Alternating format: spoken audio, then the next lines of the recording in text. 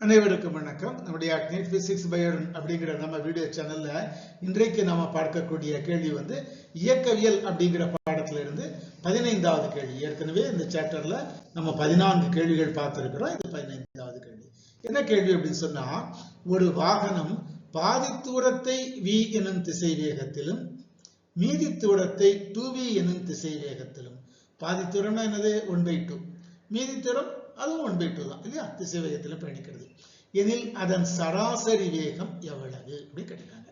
இந்த கேள்வி 2023ஆம் ஆண்டு நீட் தேர்வில் கேட்கப்பட்ட ஒரு கேள்வி. 4 ஆப்ஷன், 4 தெரிவுகள், 2v/3, 4v/3, 3v/4, v/3 என்று விதவிதமாக கொடுத்திருக்கிறாங்க. எப்படி சார் கண்டுபிடிக்கிறது? பொதுவாக நம்ம சராசரின்னு சொன்ன உடனே என்ன நினைக்கக்கூடாது, இந்த ஒரு v இருக்கு, இந்த ஒரு 2v இருக்கு, ரெண்டையும் கூட்டி 2ஆல் வகுத்தா முடிஞ்சது அப்படி கிடையாது இல்லையா. சராசரி வேகம் என்பதற்கு ஒரு தனி ஃபார்முலா இருக்குன்னு சொன்னா, பாதையின் மொத்த நீளம் டிவைடட் பை மொத்த நேரம். மொத்த நீளத்தையும் மொத்த நேரத்தால் வகுத்தா தான் நமக்கு என்ன கிடைக்கும், சராசரி வேகம் கிடைக்கும். மற்றபடி v-யும் 2v-யும் ரெண்டையும் கூட்டி 2ஆல் வகுத்தா கிடைக்காது. ஓகே, சோ அப்போ அது எப்படி சார் கண்டுபிடிக்கிறது? இதுதான் மொத்த டிஸ்டன்ஸ், ப்ளூ கலர்ல கொடுக்கப்பட்டிருக்கு இல்லையா, இதுதான் மொத்த டிஸ்டன்ஸ். எஸ், அதுல பாதி s/2 தான் இருக்கு, மீதி இன்னொரு s/2 தான் இருக்குது. சரியா? இப்போ மொத்த நேரம் எவ்வளவு, அது t-ன்னு வச்சுக்கிடுவோம், மொத்த தூரம் s-ன்னு வச்சுக்கிடுவோம். அப்போ மொத்த நேரத்தை t1 + t2. அப்போ மொத்த தூரம் எவ்வளவு s, அதுதான் s1 + s2 நம்ம பிரிச்சிருக்கிறோம். இதுல பார்த்தீங்கன்னா ரெண்டு பாதி மீதி எப்படி சொன்னா s/2 அப்படிதானே, 1/2 தானே. ஸோ s/2 + s1 என்பதும் s/2 தான், s2 என்பதும் s/2 தான். இப்போ இதற்கு நேரம் எவ்வளவு சார்? பொதுவாக நம்ம படிச்சிருக்கிறோம், வேகம் = தூரம் பை நேரம். அப்போ நேரம் = என்னது, தூரம் பை காலம், தூரம் பை காலம். சரியா? ஸோ அந்த அடிப்படையில் முதல் பகுதிக்காக நேரம் t1 = s1/v1. s1 எவ்வளவு சார்? s/2. அப்ப s/2 divided by v, that is equal to s/2v ன்னு கூட வச்சுக்கலாம். இப்ப மீதி பாதிக்கு, அப்ப மீதி பாதி எவ்வளவு, அதுவும் s/2 தான்.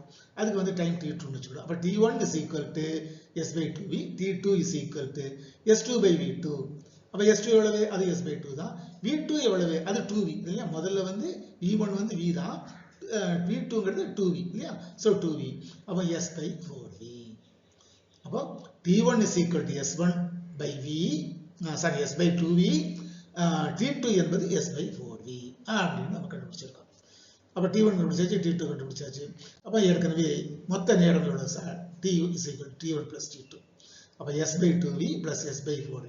இப்போ s/v காமன் எடுத்துட்டோம்னு சொன்னா பாக்கி என்ன இருக்கு, இந்த சைடு 1/2 இருக்கு, இதுல 1/4 இருக்கு. 1/2 + 1/4, அரை பிளஸ் கால் முக்கால், அப்ப 3/4. அப்ப s/3s/4v தான் எனக்கு, s/v × 3/4, that is equal to 3s/4v. மொத்த தூரம் நம்மளுக்கு கண்டுபிடிச்சிருக்கோம், s = s1 + s2. எஸ், அப்ப v average = s/t. அப்ப s divided by இந்த இடத்துல t க்கு பதிலாக 3s/4v போடுவோம். மேல இருக்கு நியூமரேட்டர்ல s மட்டும் இருக்கு, டினாமினேட்டர்ல 3s/4v. இந்த 4v மேல போயிருமா, அது ஒரு பக்கம் போகும். இந்த s s அடிபட்டுரும், that is equal to 4v மேல போயிடுச்சா, கீழே 3 மட்டும் இருக்கும். 4v divided by 3, 4/3 × v. இதுதான் சராசரி வேகம் அப்படிங்கறத நம்ம பார்க்கிறோம். ஓகே, சோ நமக்கு கொடுக்கப்பட்ட 4 ஆப்ஷன்கள், 4 தெரிவுகள்ல இரண்டாவது விடை சரியான விடை, இரண்டாவது தெரிவு சரியான விடை. சரியா? இதே இந்த கேள்வியில நம்ம நல்லா தெரிஞ்சுக்கிட வேண்டியது சராசரின்னு ஒண்ணு, ரெண்டையும் கூட்டி 2ஆல் வகுத்தரக்கூடாது, மொத்த தூரம் பை மொத்த காலம், அப்படி மொத்த நேரம் அப்படிங்கிற ஐடியா இருந்ததுன்னா நம்ம ஈஸியா அந்த கேள்வி போட்டுடலாம். ஓகே, நம்ம அடுத்த காணொளியில இதே பாடத்துல இயக்கவியல்ல வேறு ஒரு கேள்வி நம்ம பார்க்கலாம். அது வரைக்கும் அனைவருக்கும் நன்றி, வணக்கம்.